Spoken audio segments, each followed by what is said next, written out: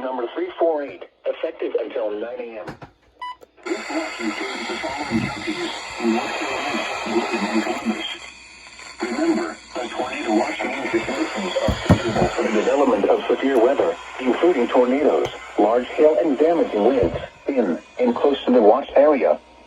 While severe weather may not be imminent, persons should remain alert for rapidly changing weather conditions and listen for later statements and possible warnings.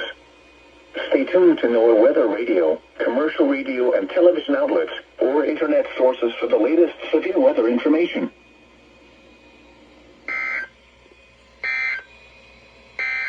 Wow.